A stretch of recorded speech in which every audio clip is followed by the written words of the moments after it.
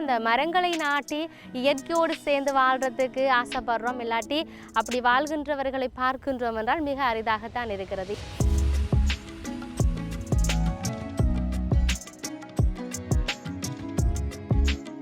நாங்கள் அந்த நாட்டிய மரங்களில் ஒரு முறை நான் அதில் நானும் என்னுடைய நண்பரும் போய் அதில் நின்று கதைச்சி கொண்டிக்க அதில் வந்த ஒரு குடும்பத்தினர் அந்த மரத்துக்குள்ளே பைக்கை விட்டுட்டு அந்த மர நிலையில் நின்று கதைச்சி கொண்டு நின்றார்கள்.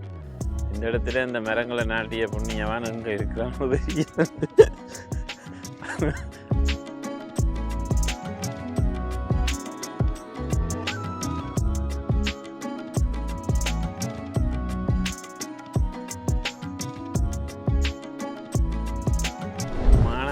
ஒரு முன்னுதாரணமாக இருக்கும். இப்போ நான் சேர செய்கிறார், நாங்களும் எதிர்காலத்தில் செய்யணும்.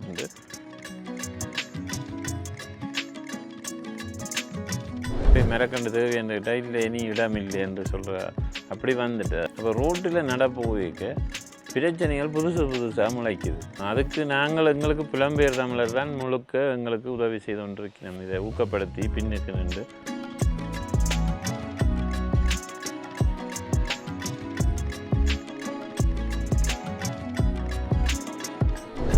அதை விட இங்கே ஆக்கள் தங்க வீட்டுக்குள்ளே கஞ்சல் கொண்டுன போதுண்டு அதில் நட வேண்டாம் என்று பேசினோம். மின்சார சபை இருக்கணும் அடுத்த மரத்தின் கொலகாரர் அவைதான். அவை என்ன செய்வினோம் என்றால் முழு மரங்களையும் பட்டி தள்ளுறதுலேயே குறியா இருப்பினோம்.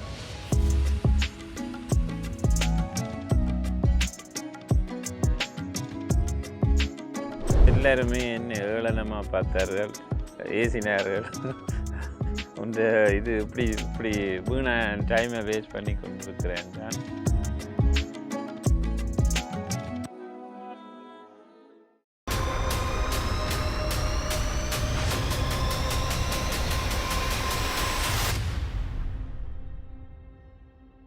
ஐபிசி தமிழ் நேயர்கள் எல்லோருக்கும் வணக்கம். மற்றொரு காணொலியினூடாக சந்தித்திருக்கின்றோம்.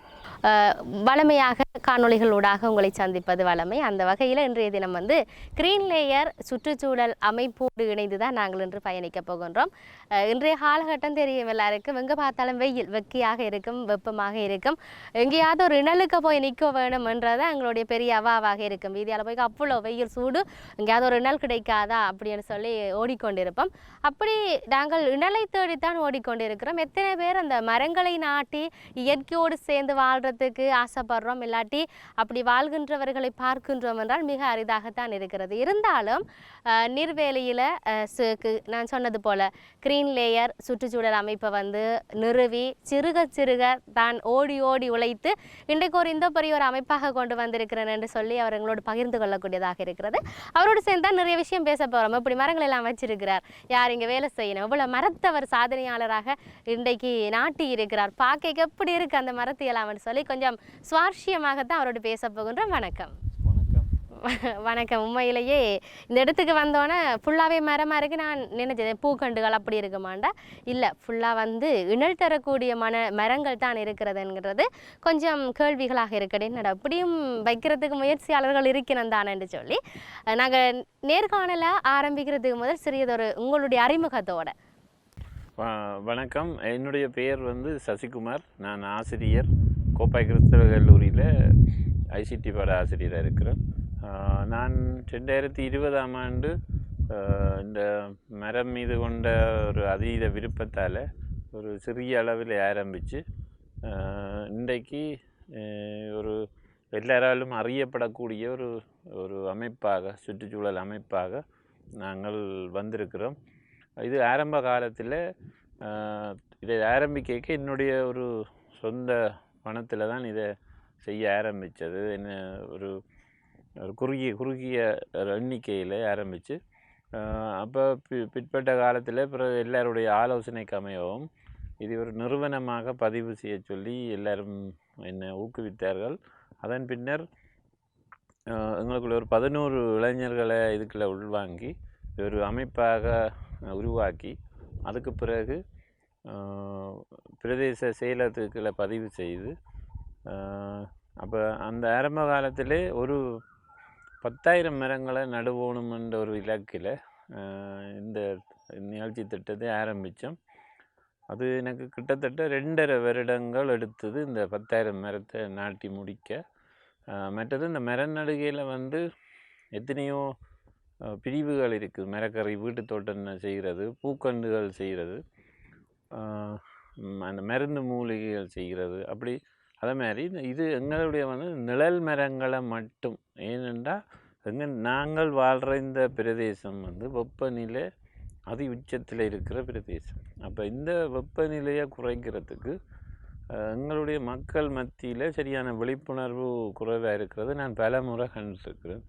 அப்போ இந்த வெப்பத்தை குறைக்கிறதுக்கு இந்த நிழல் தரும் மரங்களை அதிகமாக நாட்டினால்தான் அந்த எங்களுடைய மக்கள் அந்த வசிக்கிறதுக்குரிய ஒரு ஆரோக்கியமான நிலை வரும். அதுக்காக அதை ஊக்குவிக்கிறதுக்காக நாங்கள் அந்த நிழல் மரங்களையே கூடுதலாக உருவாக்கி எல்லாரும் நட்டு கொண்டு வரோம். அப்போ இந்த 2.5 வருட காலங்களுக்கு பிறகு நாங்கள் அந்த எங்களுடைய இலக்கை அடைஞ்ச பிறகு பின்னாடி ஒரு சைவரை சேர்த்தோம் 1,00,000 மரங்களை நடணுமென்று. அதுக்கு பிறகு அதை கடுமையாக உழைச்சி 5 வருடங்கள் நிறைவில் அந்த 1,00,000 மரங்களையும் அடைஞ்சிட்டோம். 1,00,000 மரங்களையும் நாட்டி முடிச்சு இப்போ வந்து அதுக்கு பின்னாடி இன்னும் ஒரு சைவரை சேர்த்துருக்கிறோம் 1 மில்லியன் மரங்களை நடணுமென்று.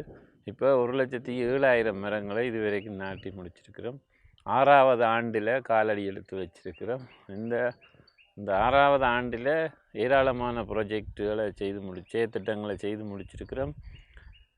செய்த செயற்திட்டம் எல்லாமே வெற்றிகரமாக நிறைவு செய்யப்பட்டிருக்கு. நாங்கள் நாட்டிய மரங்களை 90% மேற்பட்ட மரங்களாக உருவாகி இருக்குது எல்லா இடங்களிலும். அது இப்போ எங்களுடைய கையால் நட்டு உருவாகிய மரங்களுக்கு நாங்கள் பெயர் பலகை இட்டு கொண்டு வரோம்.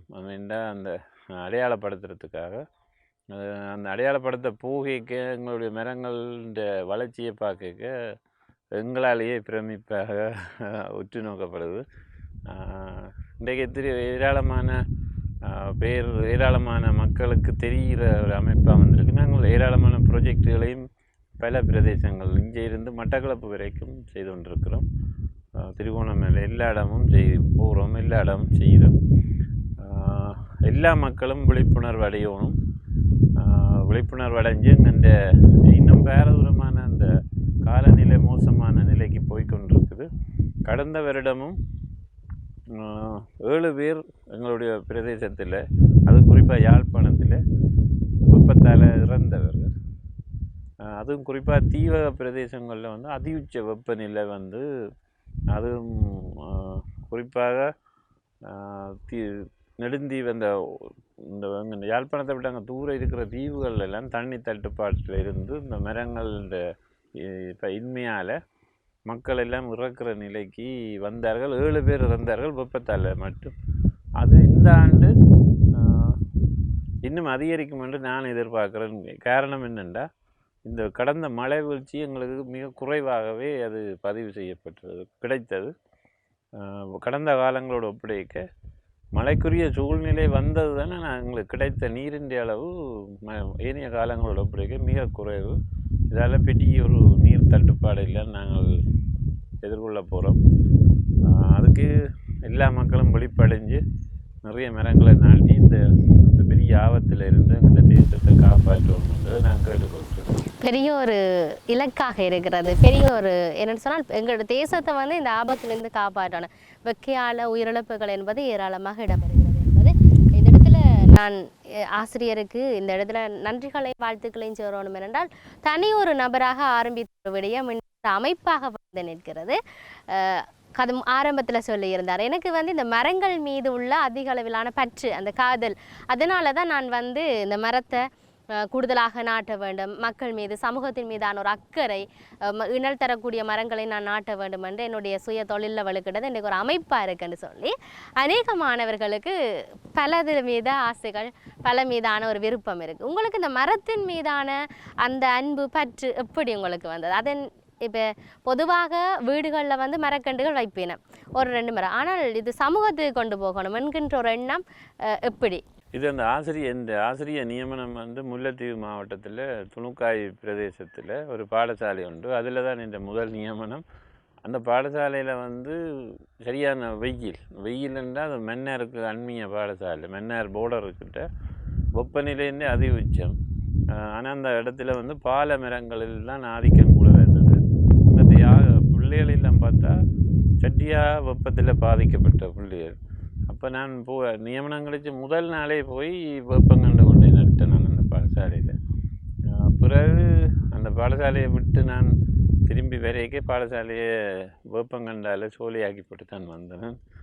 அப்போவே இந்த பாடசாலை இதுகளில் வந்து கண்டிப்பாக சோலை இருக்கணுமென்றதை நான் உறுதியாக நம்பினேன்.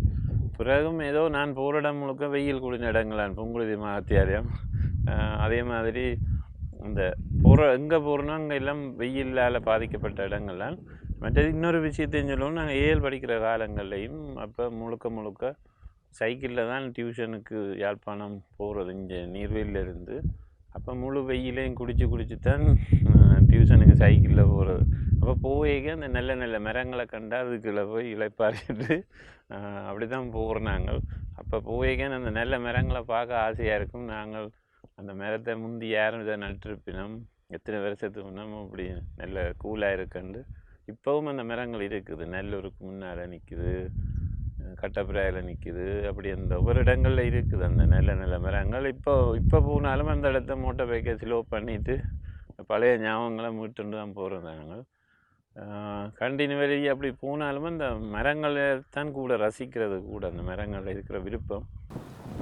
எத்தனை பேருக்கு இன்றைய காலகட்டத்தில் மரத்தின் மீது பற்றிருக்கும்ன்றது மிகப்பெரிய கேள்வியாக இருந்தாலும், ஆசிரியர் தீவு பகுதியில் நானும் புங்குடுதி மகாவித்தியாலயத்தில் படிக்க என்கின்ற பொழுது, நானும் அந்த பாடசாலையில் இவர்கிட்ட படித்து நான் என்கின்ற பொழுது இந்த இடத்துல கொஞ்சம் பெருமையாக இருக்குது. அவரையே நான் இந்த இடத்துல வந்து வேறு அவருடைய வளர்ச்சி சார்ந்து பேசி கொண்டு இருக்கிறேன், அவர்கிட்ட கற்று வளர்ந்து வந்த ஒரு பிள்ளை என்கிறதுல நானும் இந்த இடத்துல பெருமை கொள்கிறேன் என்பதை சொல்லிக்கொண்டு, நாங்கள் பேசிக்கொண்டு இருக்கின்ற இந்த நேரத்தில் இந்த வீதிகளால் போவைக்க கொஞ்சம் பழைய ஞாபகங்கள் வந்துச்சு. நாங்கள் அந்தந்த மரங்களை பார்க்க அது பெரிய ஒரு விருட்சமாக நிற்குதுன்னு சொல்லி, நீங்கள் இப்போ 1 லட்சத்துக்கு மேற்பட்ட மரங்களை நாட்டி இருக்கிறீங்க. நீங்கள் பயணம் செய்கின்ற போது யாராவது நீங்கள் நாட்டின அந்த மரத்துக்களை நிழலில் நின்றுருப்பாருங்க, இல்லாட்டி நீங்களே ஒரு நேரம் நான் இந்த நிழலில் நின்றுட்டு போவோம் அப்படின்னு சொல்லி அந்த இடத்துல நின்றுருப்பீங்க. அந்த நேரத்தில் இப்படி இருக்கும் உங்களுடைய அந்த உணர்வு? நீங்கள் அந்த மரத்தை நாட்டுறதுக்காக வேண்டி ஏராளமான கஷ்டங்களை தாண்டி வந்திருப்பீங்க. அந்த கஷ்டமெல்லாம் மரத்துக்களை நிற்க கொஞ்சம் கொஞ்சம் நிம்மதியாக இருக்கும், எங்களுக்கெல்லாம் கொஞ்சம் சந்தோஷம் தரக்கூடியதாக இருக்கும். அந்த நேரத்தில் உங்களோட உணர்வுகள் எப்படி இருக்கும் அந்த இடத்துல?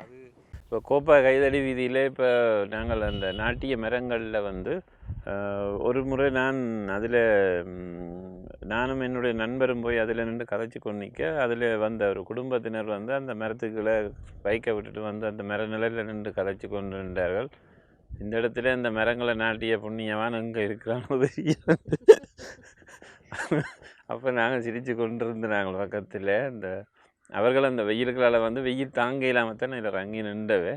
அப்படி நான் நினைக்கிறேன் இப்போ இல்லை, இன்னும் ஒரு 15-20 வருஷம் சென்றாப்புறம் தான் அதுன்ற உண்மையான இது தெரிய வரும் என்று நினைக்கிறேன்.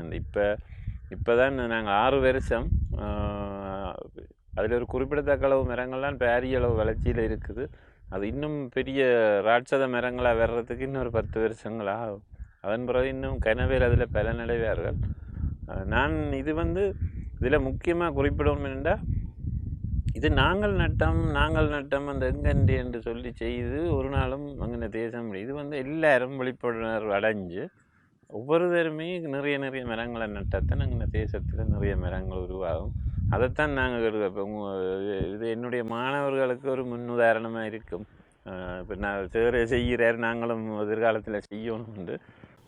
அதை அவர்களையும் ஒரு ஊக்கப்படுத்தி, எந்த நண்பர்கள் என்ன பார்க்குறாக்களையும் ஒரு விழிப்புணர்வு அடைய பண்ணி செய்கிறது தான் இந்த பசுமை புரட்சி இந்த நோக்கம் என்றதை நான் நினைக்கிறேன்.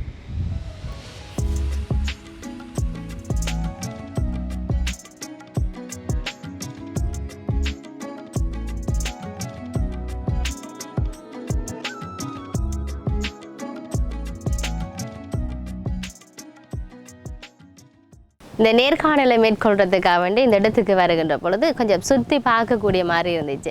எவ்வாறான மரங்கள் இருக்குது அப்படின்னு பார்க்க சார்கிட்ட கேட்டேன். சார் எப்படியான மரங்கள் இருக்குது? கொஞ்சம் நிழல் தரக்கூடிய மரங்கள் தான் இருக்கிறது. இது அதிகமாக வீதிகளில் நாட்டுறது, இணல்கள் இங்கே வெயில் கூட இருக்கும் அந்த இடங்களை பார்த்து பார்த்து வைக்கிறேன்னு சொல்லி.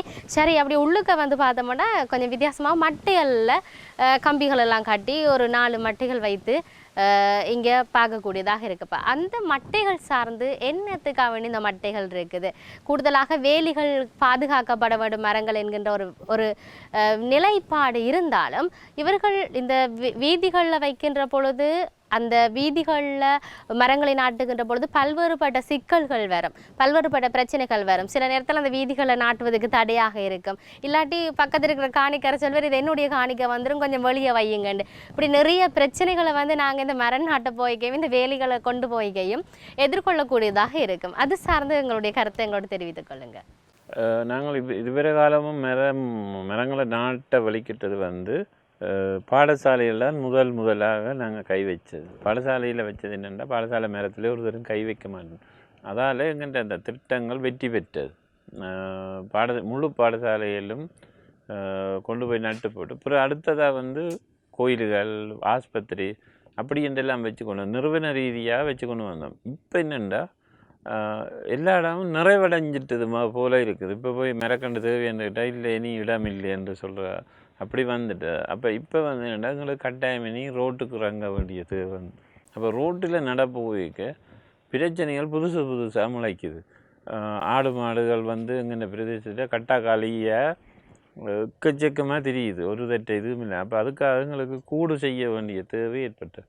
கூடு செய்ய போனால், இரும்பில் செய்ய போனால் அதுக்கு நிறைய செலவுகளை செய்ய வேண்டியிருந்தது. அப்போ அதுக்கு எங்களுக்கு புலம்பெயர் தமிழர் தான் முழுக்க எங்களுக்கு உதவி செய்து கொண்டிருக்கணும், இதை ஊக்கப்படுத்தி பின்னுக்கு நின்று. அப்போ இதை வந்து இந்த கூட்டுக்கும் நியமன காசை செலவழித்தா அவர்களுக்கும் இப்போ தற்போதைய காலங்களில் பொருளாதார நெருக்கடியில் எல்லாம் கூட சிக்கப்பட்டிருக்கணும். அப்போ நாங்கள் இதுக்கு ஈஸியாக வந்து இந்த உள்ளூர் மட்டைகள், இந்த பனை மட்டைகளை பாவித்து இது ஈஸியாக செய்துருக்கோம். இது மிக குறைந்த விலையில் இது செய்யக்கூடியதாக இருக்குது இந்த இது. அப்போ இந்த ரோட்டில் கொண்டு நடைக்க இங்கே ஆடு மாடுகளில் இருந்து ஒரு காப்பாற்றுறோம். அதை விட இங்கே ஆக்கள் வந்து தங்க வீட்டுக்குள்ளே கஞ்சல் கொட்டுனா போதுண்டு அதில் நட வேண்டாமென்று பேசினோம். மற்றது சில பேர் சும்மாயே சொல்லினோம், ரோட்டை கிளப்ப போது இதுக்கு நடாதீங்க கொண்டு.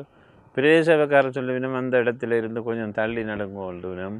அப்படி எங்கெண்ட அந்த மற்ற மின்சார சபை இருக்கணும் அடுத்த மரத்தின் கொலகாரர் அவை தான். அவை என்ன செய்வினோம்னா முழு மரங்களையும் வெட்டி தள்ளுறதுலேயே குறியாக இருப்பினோம்.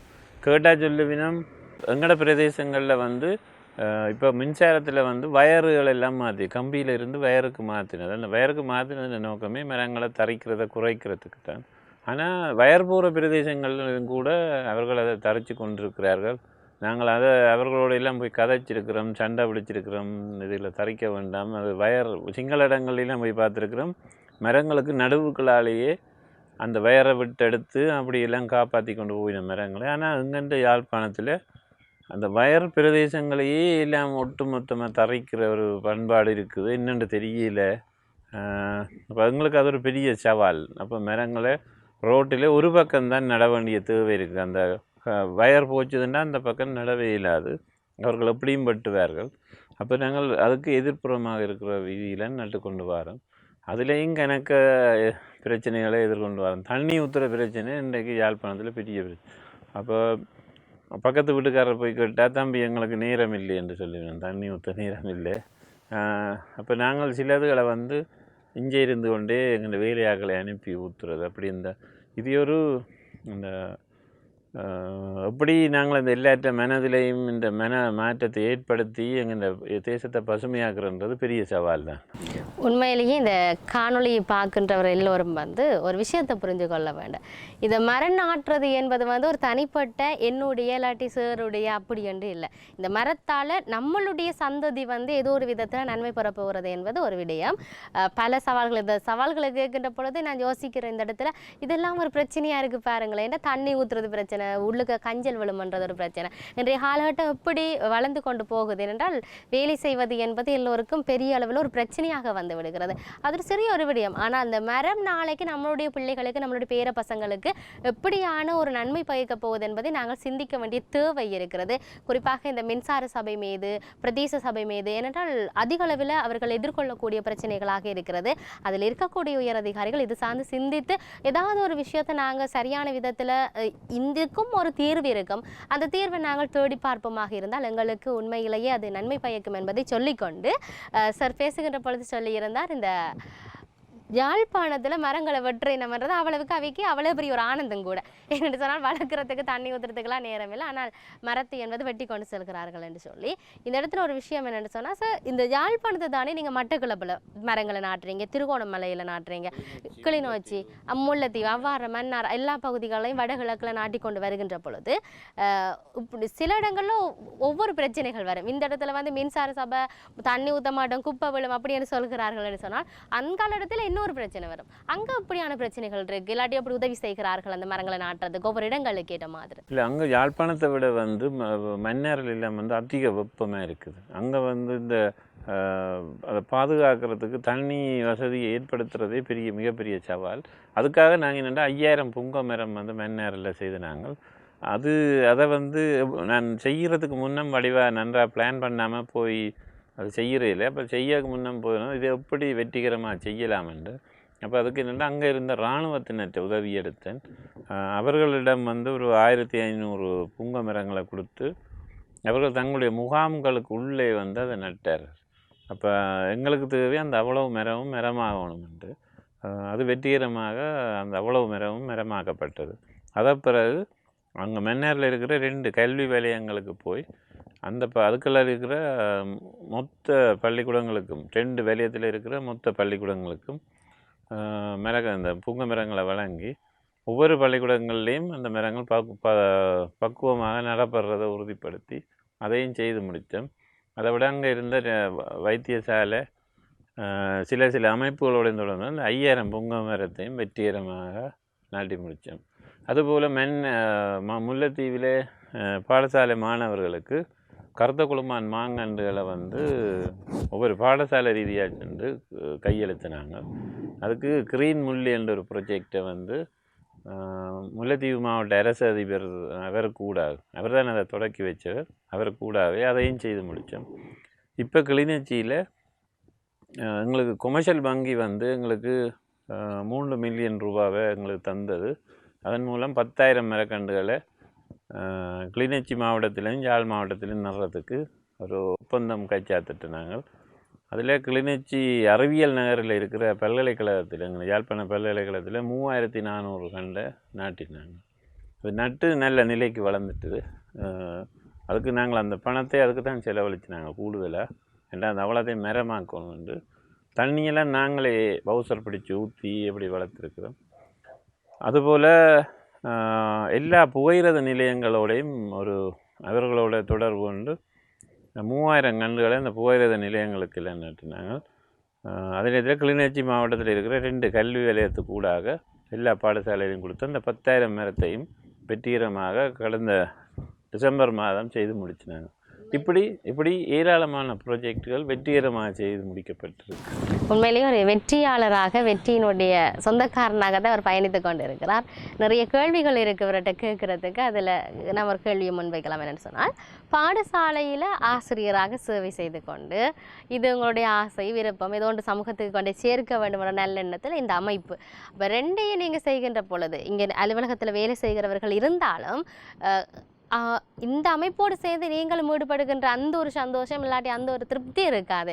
நான் இந்த இடத்துல 2ஆக தான் சிலது வந்து வேலைகள் நடைபெறும், இல்லாட்டி இதோடு சேர்ந்து பயணிக்க வேண்டிய தேவை உங்களுக்கு இருக்கும். அப்போ இந்த 2 விஷயத்தையும் எப்படி நீங்கள் கொண்டு போகிறீங்க? எல்லாத்துக்கும் ஆர்வம் தான் காரணம். எனக்கு இந்த இயற்கையில் இருக்கிற அதீத ஆர்வம் தான். மற்றது வந்து இப்போ பாடசாலையிலும் நான் இந்த ஆசிரியராக இருக்கிறதும் எனக்கு அது மிக தீவிரமான ஆர்வம். அதுவும் அங்கேயும் நல்ல ஆர்வமாக இருக்குது. உங்களுக்கே தெரியும், முந்தி பாடசாலை சுற்றுலா கூட்டி கொண்டு போகிறதுலேருந்து படிப்பிக்கிறதுலேருந்து அதே மாதிரி இங்கேயும் வந்து நான் இப்போ அங்கே டீம் நடப்போதுண்டா நானும் அவர்களுடைய போய் அந்த தொழிலாளரை சேர்ந்து நான் எந்த அப்போ தான் அந்த அவங்களுக்கு தெரியும் எவ்வளவு அந்த மரத்தின் முக்கியத்துவம். மற்றது எனக்கு ஏதோ தெரியும், நாங்கள் போய் கை வச்சாலே அந்த மரம் தப்பிடுறது வளமையை ஒன்றும் படுகிறே இல்லை. அப்போ அந்த அந்த ஆசை இருக்கிறது. அதில் ரெண்டையும் சமாளிக்கக்கூடிய மாதிரி இருக்குது. இது மட்டும் இல்லை, யாருக்குமே இது பொருந்தும். என்னென்னா எந்த துறையில் யாருக்கு அந்த இன்ட்ரெஸ்ட் கூட இருக்குதோ அதுக்கு அவர்களுக்கு நேரமும் வரும். அவர் நேரத்தையும் ஒதுக்குவார்கள். அதுக்கு எந்த கஷ்டம் வந்தாலும் அதை தாங்கிக் கொள்வார்கள். அந்த இன்ட்ரெஸ்ட் தான் முக்கியம். எவருக்கு அந்த இன்ட்ரெஸ்ட் ஏற்படுதோ அது வேறு துறையாக இருக்கலாம். அந்த எனக்கு இதில் இன்ட்ரெஸ்ட் இருக்குது, அதுதான் இந்த இவ்வளவு வளர்ச்சி காரணம். இந்த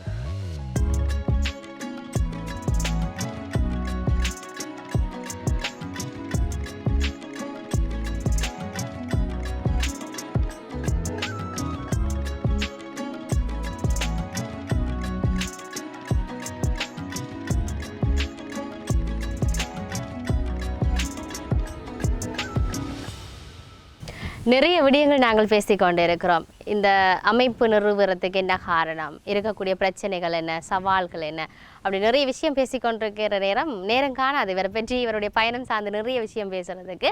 இருந்தாலும் இறுதியாக ஒரு கேள்வியை கேட்கலாம். ஆரம்பத்தில் நீங்கள் இந்த தனி நபராக ஒருவராக வேலை செய்கிற பொழுது, இல்லாட்டி சமூகத்துக்காக இந்த மரத்தின் மீது பற்றால மரங்களை நாட்டுகின்ற பொழுது, நம்மளுடைய உற்றார் உறவினர் இல்லாட்டி நம்மளோட கூட இருக்கிறவர்கள் சில இடங்களில் கேள்விகள் எழுப்பியிருப்பினோம். என்னத்துக்கு சும்மா மரத்தை நாட்டிட்டு இருக்கிற, அப்படி இல்லைன்னு சொன்னால் இப்போ ஒரு அமைப்பாக நாங்கள் நிறுவி இப்படி ஒரு விஷயத்தை செய்கின்ற பொழுது அந்த மரம் வந்து இவர் நாட்டினது என்கின்ற பொழுது எங்களோட உறவு முறை ஏதோ ஒரு இடத்துல பெயர் சொல்லக்கூடியதாக இருக்கும்.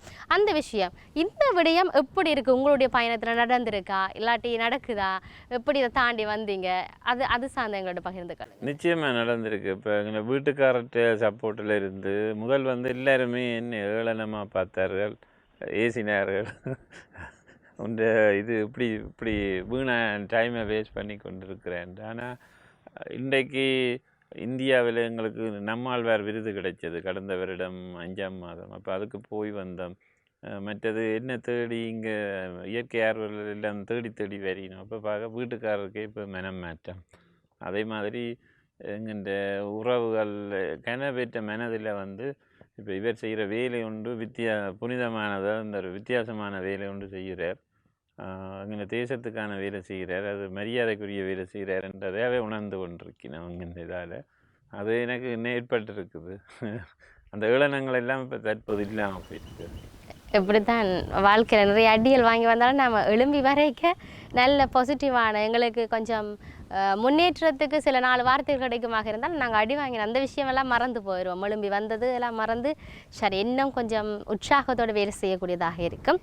இந்த நேரத்தில் இறுதியாக சமூகத்தில் மரக்கண்டுகளை நாட்டு நீங்கள் போகிறீங்க, பிரச்சனைகள் வருகுது, இருந்தாலும் அதை நாங்கள் பாதுகாக்க வேணுமென்று சொல்லி விழிப்புணர்வு வேணுமென்று சொல்லி ஓடிக்கொண்டிருக்கிற நேரத்தில் விழிப்புணர்வு இவர்களுக்கு தேவை என்று நினைக்கின்றவர்களுக்கும் இல்லாட்டி மக்களுக்கு இந்த விஷயத்துக்கு இப்படி என்ன விஷயத்தை சொல்லணும் மக்களிடத்தில், இந்த இயற்கையோடு சேர்ந்தவர்கள் வாழ்கிறதுக்கு ஏதாவது ஒரு 4 விஷயம் சொல்லணும், அது எங்களோட மக்களோடு பகிர்ந்துக்கணும். கண்டிப்பாக. இப்போ இனி நாங்கள் எங்களுடைய இந்த பயணத்தில் மாணவர்களைத்தான் நாங்கள் கூடுதலாக இலக்கு வைத்து இந்த பசுமையை பெறப்புறோம். ஏனென்றால் வயது முதிர்ந்தவர்கள் ஏற்கனவே போனவர்கள் அவருடைய வாழ்க்கை பயணங்கள் கடந்து வந்த பாதைகள் ஓரளவு முடிஞ்சாலும் இனி வர்ற பிள்ளைகளுக்குத்தான் அந்த இயற்கை மீது இருக்கிற அந்த கருத்துக்களை திணிச்சு கொண்டு வரோம். அவர்கள் அதை கொண்டு செல்வார்கள் என்ற நம்பிக்கையில் நாங்கள் அதை உறுதியாக நம்புகிறோம். இந்த பாடசாலை மாணவர்கள் அவர்கள்லாம் இனி அதை கொண்டு போகிறார்கள். அதில் அவர்களை இலக்கு வைத்துத்தான் இதை செய்கிறோம். மற்றது இன்னுமொரு விஷயத்தை சொல்லணும். ஒவ்வொரு வீட்டுக்காரரும் ஒவ்வொரு வீட்டில் இருக்கிற வெற்று நிலங்களில் பயன்தரு மரங்களையோ ஏதோ மரங்களை நட்டு நீங்கள் அந்த வீடு முழுக்க சோலையான ஒரு நிலைமையை எல்லா மக்களும் ஏற்படுத்த வேணும். பாடசாலைகள் அலுவலகங்கள் எல்லாம் அவர்களால் முடிந்த அளவு அந்த அலுவலகங்களை பசுமை பண்ணணும். இப்படி செய்து கொண்டு போனாலே ஆட்டோமேட்டிக்காக எல்லா இடமும் பசுமை அடையும். இந்த பயணத்தில் யாராவது எங்களோட இணைய வேணுமென்றால் இணையலாம், அல்லது நீங்களாகவே சுயமாக எங்கேயாவது இந்த மரநடுகை செய்யணுமென்றால் எங்களை தொடர்பு கொண்டால் முற்று முழுதாக நாங்கள் இலவசமாகத்தான் இந்த மரக்கன்றுகளை வழங்குகிறோம். யாருமே அதை எடுத்துக்கொண்டு நடலாம். அல்லது அப்படி தேவை இருக்கிற இடங்களை எங்களுக்கு தெரியப்படுத்தினா நாங்களும் அந்த இடத்த கொண்டு நடுவோம். அல்லது ஆலோசனை தேவை என்றாலும் வழங்குவோம். அல்லது என்ன உதவி தேவைன்னாலுமே நாங்கள் செய்ய தயாராக இருக்கிறோம் எங்களை தேசத்தை பசுமை செய்கிறதுக்கு. தேசத்தை பசுமை செய்கிறதுக்கு என்ன உதவி வேணுமென்றாலும் கேட்டால் அதை வழங்குறதுக்காக வேண்டி க்ரீன் லேயர் சுற்றுச்சூழல் அமைப்பு வந்து உங்களோட என்றைக்குமே உறுதியாக இருக்கும் என்பது இந்த இடத்துல ஒரு சொல்லிக்கொள்ளக்கூடியதாக இருக்கிறது. இதை விட நிறைய பேர் இந்த காணொலியை பார்ப்பீங்க, உங்களோட வீடுகளையும் உங்களோட வீட்டில் பசுமையானதே நீங்கள் நாட்ட வேணும்னு சொன்னால் மரங்கள் எங்கே வேண்டது, இந்த நிழல் தர்றதா, சில பேர்ட்ட வீடுகளுக்கு முன்னுக்கு சரியான வெயிலாக இருக்கும், அந்த மரம் எங்கே வாங்குறதுன்னு சொல்லி யோசிச்சா கூடுதலாக இந்த சாருடைய இந்த அமைப்புக்கு வந்தால் இல்லாட்டி வழங்கப்படுகிற தொலைபேசி இலக்கம் கீழே உங்களுக்கு வேண்டி போடப்படும் அவருடைய அந்த எண், அதுக்கு நீங்கள் தொடர்புகளை மேற்கொண்டு அவரோட இது சார்ந்த ஆலோசனைகளை பெற்றுக்கொள்ளலாம் என்பதை இந்த இடத்துல சொல்லக்கூடியதாக இருக்கிறது. நாங்கள் இந்த இடத்துக்கு நேர்காணல் வந்து மேற்கொள்ள வேணும் சார், எங்களுக்கு நேரத்தை தாங்கன்னு சொல்லி கேட்ட நேரத்தில் இல்லை என்று சொல்லாமல் எங்களுக்கான நேரத்தை வழங்கி தன்னுடைய வேலைப்பளுக்களுக்கு மத்தியிலும் இந்த நேர்காணலுக்கான நேரத்தை ஒதுக்கியமைக்காக முதல்ல சருக்கு எங்களுடைய மனமார்ந்த நன்றிகளையும் வாழ்த்துக்களையும் கூறிக்கொண்டு எண்ணம் இவருடைய அந்த 1 மில்லியன் என்கின்ற அந்த மரக்கண்டை நாட்டுகின்ற திட்டம் வெற்றி பெற வேண்டும் என்று சொல்லி எங்களுடைய வாழ்த்துக்களையும் இந்த நேரத்தில் பாராட்டுகளையும் உங்களுக்கு தெரிவித்துக் கொள்கின்றோம். எங்களுடைய சுற்றுச்சூழல் அமைப்பை உங்களுடைய நிறுவனத்தின் ஊடாக காணொளி எடுத்து போடுறமைக்காக நாங்கள் எங்களுடைய அமைப்பு அனைத்து உறுப்பினர் சார்பாகவும் நன்றியை தெரிவிக்கிறோம். அதிலும் எனக்கு மிக்க மகிழ்ச்சி என்னுடைய மாணவி என்னை வந்து நேர்முக வர்ணனை செய்தது. ஒரு சின்ன பிள்ளையாக இருந்தவ இன்றைக்கு எனக்கு சமனாக வந்து இதில் வந்து பேட்டி எடுத்தது எனக்கு மிக்க மகிழ்ச்சி. மிக்க நன்றி. எங்களுக்கும் இதை கேட்கின்ற பொழுது ஆகா நானுமா இந்த இடத்துல நிற்கிறேன் சார் சொல்கிறேன் பாருங்களா அப்படின்னு கொஞ்சம் உற்சாகத்தை தரக்கூடியதாக இருக்குது. ஆகவே சார் இது இப்படி இருக்க நாங்களும் உங்களுக்கு நாளுக்கு நாள் புதிய புதிய காணொளிகளை தந்து கொண்டிருக்கிறோம். மற்றும் ஒரு காணொலியோடாக சந்திப்போம். வணக்கம்.